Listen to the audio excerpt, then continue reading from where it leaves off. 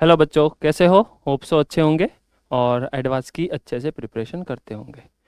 आज हम डिस्कशन करने वाले हैं मैट्रिक्स डिटर्मिनेंट टाइप क्वेश्चन। आपके सामने एडवांस लेवल के अच्छे वाले क्वेश्चन है। आज हम 3-4 क्वेश्चन डिस्कस करेंगे जिसमें काफ़ी अच्छा नॉलेज भी है और कैसे क्वेश्चन को टेकल करते हैं वो भी हम सीखेंगे। ठीक है। सबसे पहले क्वेश्चन एक बार रीड करो।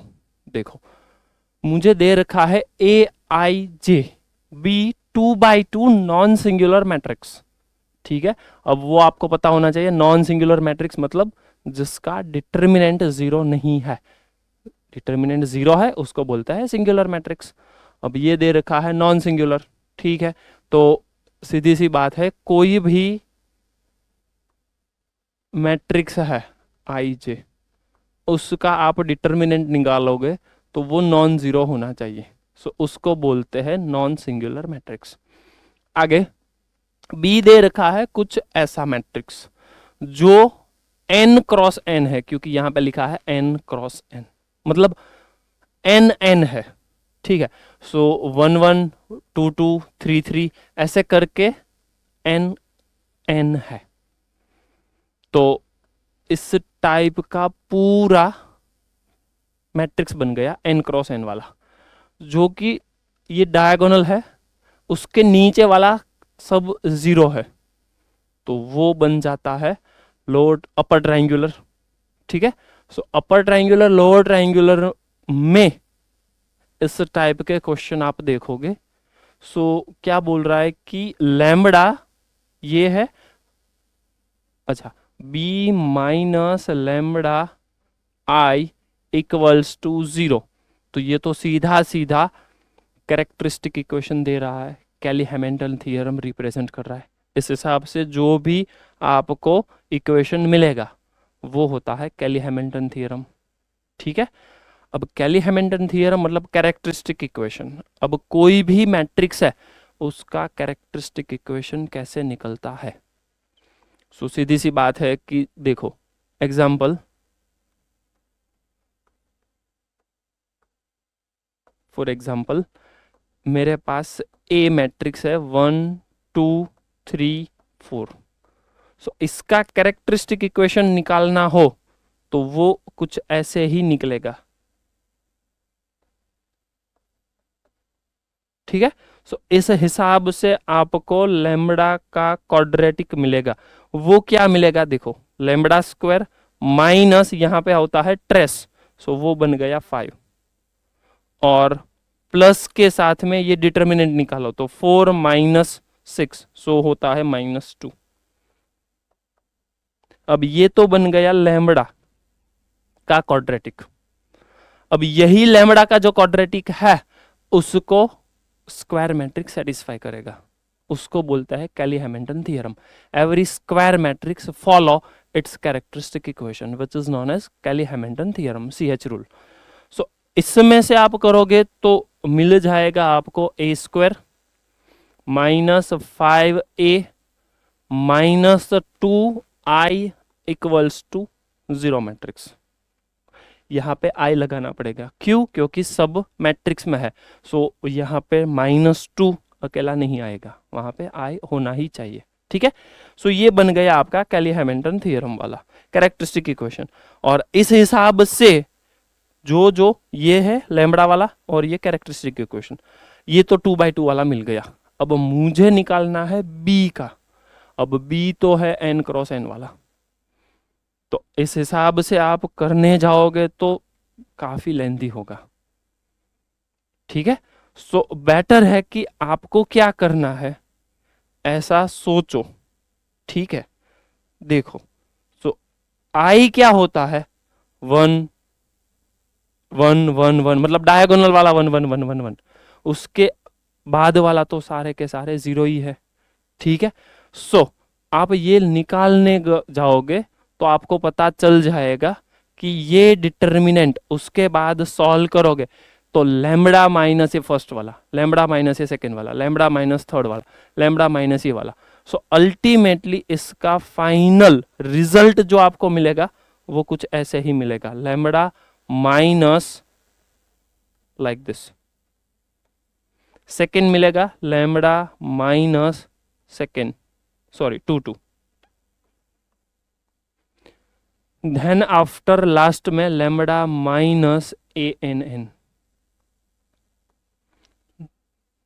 तो ये मैंने पूरा समझाया।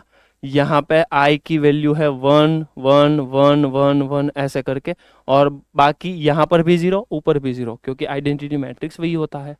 ठीक है, सो ये निकालने पर आपको यही मिलने वाला है। ठीक है, अदरवाइज ऐसा भी आप याद रखो, लोअर ट्रायंगुलर अपर ट्रायंगुलर है तो ऑलवेज ये जो लीडिंग कोफिशिएंट लीडिंग डायगोनल के कोफिशिएंट होते हैं, कोफिशिएंट मतलब एलिमेंट होता है ये वाले डायगोनल वाले, वही लैम्बडा की वैल्यू आती है ऑलवेज। समझ में आ गया? सो ऑलवेज आपको याद रखना है, लोअर ट्रायंगुलर है अपर ट्रायंगुलर है, सो ये वाला जो डायगोनल है वही लैम्बडा का आंसर है। सो सीधा सीधा मुझे आंसर मिल रहा है। लैम्बडा का आंसर कौन कौन सा है? जो भी डायगोनल में आते हैं, ये आता है, ये आता है, ये आता है, ये नहीं आता है, डन। सो मेरा आंसर आ गया। समझ में आ गया? वापिस से यहां पे लैम्बडा से मल्टीप्लाई करो और बी माइनस ये वाला, तो आपको यही मिलने वाला है। So always upper triangular lower triangular में ये लॉजिक सोचो। कैरेक्टरिस्टिक इक्वेशन में ये लैम्बडा क्या क्या होता है, तो ये डायगोनल वाला ही आता है। अब ये लैम्बडा की जो वैल्यू आपको मिल गई, आगे इंजीनियरिंग में आएगा, उसको बोलते हैं आइगन वैल्यू। ठीक है, अभी तो कोई काम नहीं है वो आइगन वैल्यू क्या है कैसा है, पर just for your information which is known as eigen value. ठीक है, आगे बढ़ते हैं, नेक्स्ट क्वेश्चन करते हैं। देखो नेक्स्ट क्वेश्चन ऐसा है, PQR स्क्वायर मैट्राइसिस है, PQR तीनों का डिटर्मिनेंट 1 दे रखा है, adjoint of Q inverse R raise to N P inverse equals to A, चार में से कोई भी एक ऑप्शन सिलेक्ट करना है। क्या आता है कैसे आता है देखते हैं। ऑब्वियस सी बात है, n की वैल्यू ग्रेटर देन 5 ले लो तो भी काम हो जाएगा। मैं क्या कर रहा हूँ, जनरलाइज ही कर देते हैं, ठीक है ना, क्योंकि n की वैल्यू 6 पे सेटिस्फाई करेगा। हाँ ऐसा भी कर सकते हो, पर अब मैं करने वाला हूँ ऐसे ही रहने देते हैं, चलो। और एडवांस लेवल का क्वेश्चन है तो सीधी सी बात है मल्टी करेक्ट होगा ही। देख लेते हैं क्या होता है। देखो अब जहां जहां ऐसा एडजॉइंट टाइप क्वेश्चन है तो एक ही लॉजिक सोचना है कि A inverse equals to 1 upon determinant A, उसके साथ में adjoint A. So adjoint A को आप सब्जेक्ट बना दो, एडजॉइंट ए को सब्जेक्ट बना दो तो वो बन जाएगा डिटर्मिनेंट ए और ए इनवर्स। इसमें थोड़ा सा सोचो, कभी भी कोई भी मैट्रिक्स है उसका एडजॉइंट निकालना है तो वही मैट्रिक्स का डिटर्मिनेंट निकालो और उसका इनवर्स कर दो, it gives you final adjoint. So same तरीका क्वेश्चन मेरे पास है ऐसा ही, एडजॉइंट के साथ में क्यू इनवर्स आर का पावर एन और पी का पावर, मतलब इनवर्स, पी का पावर तो नहीं बोल सकते पर वो पी इनवर्स है। ठीक है, तो इसको मैं क्या लिख सकता हूं, इसको मैं लिख सकता हूं ये जो भी अंदर है एडजॉइंट के अंदर उसका डिटर्मिनेंट, तो उसका डिटर्मिनेंट मैंने लिख दिया। अब ये जो भी है उसका इनवर्स करना है, सो मैं कर दूंगा Q inverse R raise to N और पी का इनवर्स और उसका भी इनवर्स। ठीक है, ये थोड़ा सा बेसिक वाला है और ये मेरा ओरिजिनल क्वेश्चन है। डन। अब इसमें क्या करेंगे, इसका इंडिविजुअल डिटर्मिनेंट कर दो, पी का डिटर्मिनेंट 1, क्यू का 1, आर का 1, तो ये तो पूरा 1 ही बन गया, तो इसका तो कोई काम नहीं था, ये 1 बन गया। ठीक है, अब क्या करेंगे, इसका इनवर्स। अब मुझे ये बेसिक पता है, चलो ये मेरा बेसिक वाला है। बेसिक क्या है, ए बी का इनवर्स करना हो तो वो रिवर्स से ओपन होगा, B inverse A inverse, B inverse A inverse से ओपन होगा। तो सेम ये तो 1 बन गया, ये इनवर्स से ओपन होगा, मतलब रिवर्स से ओपन होगा, सॉरी। सो पी इनवर्स का इनवर्स, तो P R raise to N और उसका इनवर्स, क्यू इनवर्स का इनवर्स, तो ये बन गया क्यू, तो ये बन गया क्यू। ठीक है, ऐसा कोई ऑप्शन है क्या? यस है, बी वाला, सो बी इज करेक्ट। ठीक है, अब एक और थोड़ा सा बेसिक सोचो, और वो बेसिक है कुछ ऐसा, ये एडजॉइंट है और मुझे अब ऑप्शन में इनवर्स दिखाई दे रहा है, देखो। तो मैं क्या कर रहा हूं, एडजॉइंट ए, और एडजॉइंट ए ये पूरा है, उसका भी इनवर्स ले लेता हूं मैं। सो एडजॉइंट ए, उसका इनवर्स ले लो, तो इसका इनवर्स और ये अकेला, मतलब ओरिजिनल हो गया। ठीक है, सो ये तो मेरा फर्स्ट ऑप्शन के लिए था। सेकेंड के लिए मैं क्या कर रहा हूं, ये एज इट इज रख रहा हूं।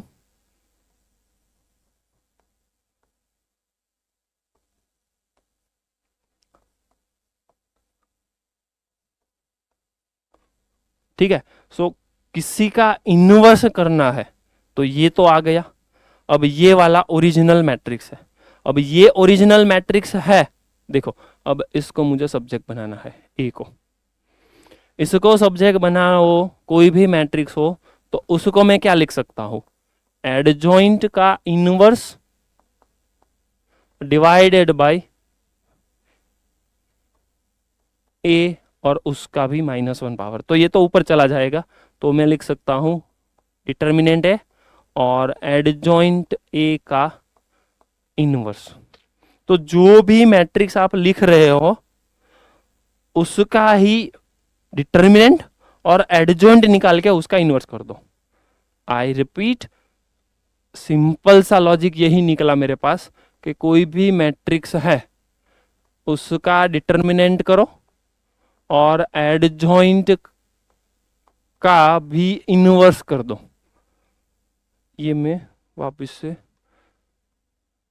थोड़ा सा स्पेस मिलेगा मुझे, वहां पे लिख देता हूं, यहां पे लिख देता हूं, चलो। वेट, मैट्रिक्स है तो क्या करना है, डिटर्मिनेंट निकालो और एडजॉइंट करके उसका भी इनवर्स कर दो, ये एक्चुअल में आपका मैट्रिक्स मिल जाएगा। ठीक है, सो सेम तरीका मुझे यहां पर करना है। इसको मैंने कर दिया ये वाला, P R⁻⁻1 मतलब इनवर्स और Q, तो ये पूरा है, उसको ऐसे करना है, उसका डिटर्मिनेंट और उसको एडजॉइंट करके इनवर्स लगा दो। तो क्या करेंगे, इस पूरे क्वेश्चन में डिटर्मिनेंट लगा दो, तो डिटर्मिनेंट तो क्या होता है, 1 ही होता है। ठीक है, अब वापिस से एडजॉइंट लगाओ, जैसे ही एडजॉइंट लगाओगे मुझे पता चल जाएगा, ये बन जाएगा एडजॉइंट P और उसका इनवर्स, ये बन जाएगा एडजॉइंट R⁻n उसका इनवर्स, और ये बन जाएगा एडजॉइंट Q और उसका इनवर्स। वो मेरा आंसर है ही, देखो। ठीक है, एक और आंसर आएगा और वो होता है डी, डी भी आंसर आएगा, बी भी आंसर है और ये भी आंसर है। इसके लिए आपको ये पता होना चाहिए कि एडजॉइंट A⁻n कर दो और एडजॉइंट A का n पावर कर दो, ये दोनों सेम होता है, मतलब कि ये एडजस्टमेंट कर सकते हो आप, ये -1 बाहर कर दो, ये यहां पे कर दो, तो देखो ये P का इनवर्स, इनवर्स निकालो उसके बाद एडजॉइंट कर दो, अदरवाइज एडजॉइंट कर दो उसके बाद इनवर्स निकालो, बोथ आर इक्वल। ठीक है, सो ये वाला भी प्रॉपर्टी आपको आना चाहिए। वापिस से मैं पूरा रिकॉल कर देता हूं आपको कि डिटर्मिनेंट 1 दे रखा है, मुझे इसका एडजॉइंट निकालना है, तो वो कैसे निकालेंगे, एडजॉइंट निकालना है तो एडजॉइंट के लिए ये सिंपल सी प्रॉपर्टी आपको याद होनी चाहिए कि कोई भी मैट्रिक्स है उसका एडजॉइंट निकालना है तो सबसे पहले डिटर्मिनेंट करो और जो भी मैट्रिक्स है उसका इनवर्स कर दो। ठीक है, ये तो हो गया, सो फटाफट से ये फर्स्ट वाला आ गया, तो मेरा बी ऑप्शन मैच हो गया। देन आफ्टर अब मुझे ऑप्शन में एडजॉइंट दिखाई दे रहा है और उसका भी इनवर्स दिखाई दे रहा है, तो मैं क्या करने वाला हूं कि सबसे पहले एडजॉइंट का इनवर्स कर दो, ये एडजॉइंट वाला था ना, उसका भी इनवर्स कर दो, तो मुझे मिल जाएगा कोई भी मैट्रिक्स, यहां पे लिखो कोई भी मैट्रिक्स कैसे रिप्रेजेंट कर सकते हो आप, उसका डिटर्मिनेंट और एडजॉइंट लगाओ, उसका भी इनवर्स कर दो। तो मैट्रिक्स ए को मैं लिख सकता हूं डिटर्मिनेंट ए और एडजॉइंट ए का इनवर्स। सो इस हिसाब से मुझे यहाँ पे इसका एडजॉइंट तो इसका एडजॉइंट ये मिल गया और इस हिसाब से इसमें मैंने कन्वर्ट कर दिया। ठीक है, सो ये पूरा प्रोसीजर आपको आना चाहिए। ठीक है, नेक्स्ट क्वेश्चन हम डिस्कस करने वाला है, देखो यस ये वाला। Let a square matrix A satisfied this relation, then कौन कौन सा ऑप्शन मैच होता है। सबसे इजी वाला क्वेश्चन ये था, मतलब थोड़ा सा ट्रिकी है पर आ जाना चाहिए आपको। देखो ऑप्शन में हर जगह इनवर्स दिखाई दे रहा है मुझे, यहां पर भी दैट मीन्स कि सबसे पहले ये तो मुझे समझ में आ जाना चाहिए कि सिंगुलर मैट्रिक्स तो नहीं है, नॉन सिंगुलर है, क्योंकि डिटर्मिनेंट नहीं ही जीरो होगा तभी इनवर्स पॉसिबल है। ठीक है, सो मैं क्या कर रहा हूं कि A square plus A plus I equals to, सब में ए इनवर्स मल्टीप्लाई कर दो, पोस्ट मल्टीप्लाई करो, प्री मल्टीप्लाई करो, नो प्रॉब्लम। सो ये बन गया ए, ये बन गया आई और ये बन गया इनवर्स, ये जीरो। अब इनवर्स को सब्जेक्ट बनाओ, जैसे ही इनवर्स को सब्जेक्ट बनाया मुझे मिल जाएगा माइनस ए माइनस आई। दूसरा, ओरिजिनल क्वेश्चन में से ए स्क्वायर को सब्जेक्ट बनाओ तो वो मिल जाएगा माइनस ए माइनस आई, मतलब कि ये दोनों तो सेम है। सो इस हिसाब से आपको समझ में आ जाना चाहिए A square equals to A inverse. तो मुझे मिल गया A cube equals to identity. तो A square equals to identity, तो फटाफट से देखो ए क्यूब आई होता है। अब मैं ऑप्शन चेक करने जाऊं तो ए इनवर्स होता है, वेट कौन सा ऑप्शन में चेक कर, मैं बी ऑप्शन चेक कर रहा हूँ, वेट। तो मुझे पता है कि ए रेस टू 7 मतलब कि ए रेस टू 6 और ए होता है, और ये बन गया मेरा ए रेस टू 6 और ए स्क्वायर।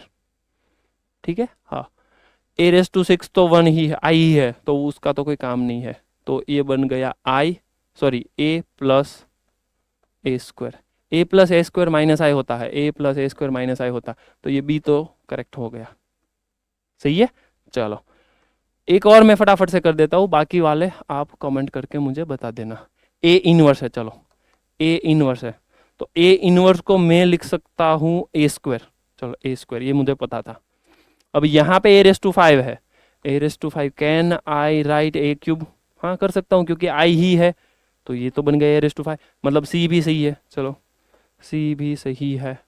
तो मेरा दो ऑप्शन तो बी और सी मैच हो गया। दो और ऑप्शन है वो आपके ऊपर मैं छोड़ रहा हूँ, कमेंट करके मुझे फटाफट से फाइनल आंसर बता दीजिए। मतलब आपका आंसर सपोज ए आ रहा है तो फाइनल आपको कमेंट करनी है ए बी सी। आपका आंसर डी आ रहा है तो आपको कमेंट करनी है B C D.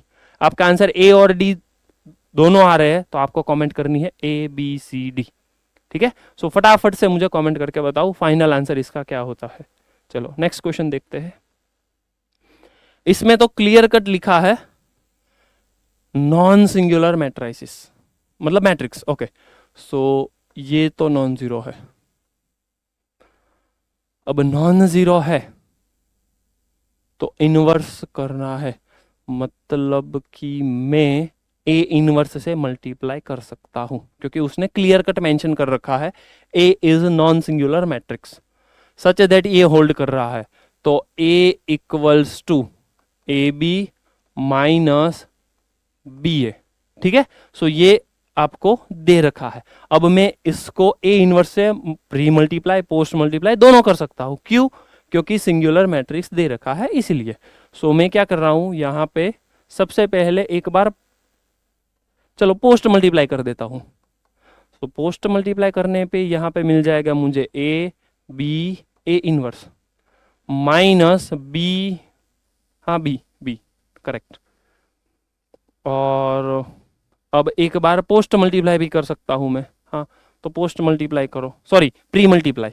So A inverse A, हाँ सही है, प्री मल्टीप्लाई करने पे ये तो बन जाएगा B minus A inverse B और ए। ठीक है, देखो एक बार यहाँ पे मैंने पोस्ट मल्टीप्लाई किया ए इनवर्स से, यहाँ पे मैंने प्री मल्टीप्लाई किया ए इनवर्स से। ठीक है, अब मुझे ऑप्शन में दिखाई दे रहा है ए का डिटर्मिनेंट, बी का डिटर्मिनेंट। ओके, यहाँ पे है बी प्लस आई, कुछ भी करके बी प्लस आई जनरेट होना चाहिए। वेट, बी प्लस आई कैसे होगा? इसमें से मैं काम करूं, चलो मैं एक काम करता हूं, ये बी को इधर शिफ्ट कर देता हूं। वेट, इसमें से बी को ही सब्जेक्ट बना देता हूं मैं। तो जैसे ही मैंने ये बी को इधर शिफ्ट कर दिया तो ये बन गया बी, ये इधर आ गया और ये उधर चला जाएगा। तो A B A inverse minus A A inverse. अब ए कॉमन कर सकता हूँ मैं प्री में, हाँ, और पोस्ट में ए इनवर्स कर सकता हूँ। तो यहाँ पे बचा बी, यहाँ पर कुछ नहीं बचा तो वहाँ पे होता है आई और बी। सही है, अब क्या करेंगे? बी माइनस आई ही चाहिए ना मुझे, हाँ बी माइनस आई ही चाहिए, करेक्ट। तो मैं एक काम करता हूँ, ए से ए इनवर्स से प्री मल्टीप्लाई कर सकता हूँ मैं, हाँ ए इनवर्स से प्री मल्टीप्लाई किया और ए से पोस्ट करता हूँ, ए से पोस्ट मल्टीप्लाई करता हूँ। तो यहाँ पर बी माइनस आई ही बचेगा। सही है ना? हाँ सही है। अब डिटर्मिनेंट निकालो, अब इसका डिटर्मिनेंट निकालोगे तो ये बन जाएगा बी माइनस आई। अब ए इनवर्स बी और ए, और ये क्या बन जाएगा? ये बन जाएगा इसका डिटर्मिनेंट ए इनवर्स, ये तो बी ही बनेगा ना? हाँ सही है सही है, चलो बी ही बनेगा। अब बी डिटर्मिनेंट, ऐसा तो ऑप्शन है ही नहीं। ओके, तो अब मुझे इसका भी ऐसे ही प्रोसेस करना पड़ेगा। क्यों? क्योंकि b माइनस आई का डिटर्मिनेंट b प्लस आई के डिटर्मिनेंट के इक्वल है। अब b प्लस आई का डिटर्मिनेंट a हो जाए तो तीनों इक्वल हो जाए। सही है, तो अब मुझे b प्लस आई का डिटर्मिनेंट निकालना है। प्रोसीजर सेम करनी है, b को सब्जेक्ट बनाओ, चलो तो ये पूरा उस तरफ जाएगा। सो a inverse a plus a inverse b a, b a inverse को पोस्ट से सॉरी प्री मल्टीप्लाई करना है, मतलब वही होता है ना, कॉमन निकाल दो। तो यहाँ पे बचेगा आई, क्योंकि मुझे ए को पोस्ट में बाहर निकालना है। यस, अब मल्टीप्लाई करते जाओ। क्या मल्टीप्लाई करोगे? ए से बाहर और ए इनवर्स से पोस्ट, तो मिल जाएगा आपको आई प्लस बी। अब डिटर्मिनेंट अप्लाई करो, जैसे ही डिटर्मिनेंट अप्लाई करोगे यहाँ पे बन जाएगा बी, हाँ बी सही है। तो मेरा डी ऑप्शन करेक्ट हो गया। जैसे ही डी करेक्ट हुआ, ये और ये, क्योंकि दोनों में बी है, सो डेफिनेटली सी बी हो गया। अब फटाफट से मुझे कमेंट करके बताओ ए और बी में से कौन सा ऑप्शन आने वाला है। ठीक है, सो वापिस से मैं पूरा एक बार रिकॉल कर देता हूँ कि हमने कौन कौन से क्वेश्चन डिस्कस किए। ये वाला कैरेक्टरिस्टिक इक्वेशन बेस्ड क्वेश्चन था, अच्छा क्वेश्चन था। इसमें आपको एक ही नॉलेज गेन करना है, कौन सा? अपर ट्राइंगुलर लोअर ट्राइंगुलर है तो b minus lambda I determinant equal to 0 का फाइनल आंसर। ये तो मैंने ऑप्शन में टिक कर दिया, वो तो सही है, पर यहाँ पे आपको सोचना है डायगोनल का कोई भी एलिमेंट लेमडा की वैल्यू बन सकती है। सो एक दिमाग में याद रखो, कैरेक्टरिस्टिक इक्वेशन कैसे मिलता है? ऐसे मिलता है, अपर ट्राइंगुलर लोअर ट्राइंगुलर है तो ये फाइनल जो भी एलिमेंट है वो लैम्बडा की वैल्यू बनेगी, और आपके इंफॉर्मेशन के लिए, नॉलेज के लिए उसको बोलते हैं आइगन वैल्यू। ठीक है, चलो आगे बढ़ते हैं। दूसरा क्वेश्चन एडजॉइंट, इसमें भी दो लॉजिक थे, ये आपको आना चाहिए और एक ये आना चाहिए। आना चाहिए मतलब आप बना भी सकते हो, क्यों? क्योंकि ऑप्शन की डिमांड है इसीलिए। सो ये भी अच्छा वाला क्वेश्चन था जिसमें एडजॉइंट की प्रॉपर्टी यूज हो रही है। देन आफ्टर, ये तो सिंपल वाला क्वेश्चन था, कोई भी कर लेगा। ठीक है, ए क्यूब इक्वल टू आई, और फटाफट से मैंने बोला था कमेंट भी कर दो। इसमें भी यही करना है, पोस्ट मल्टीप्लाई प्री मल्टीप्लाई का नॉलेज आपके पास है, आराम से ये इस टाइप के कोई भी क्वेश्चन आप कर सकते हो, ऐसा नहीं कि ये ही क्वेश्चन अच्छा है, इस टाइप के कोई भी क्वेश्चन कर सकते हो। प्री मल्टीप्लाई पोस्ट मल्टीप्लाई का नॉलेज आपके पास होना चाहिए, ठीक है। सो इसका भी मुझे फाइनल आंसर कमेंट करके बताना है आपको, और ऐसी ट्रिक के लिए मुझे सब्सक्राइब करते रहिए, शेयर करते रहिए।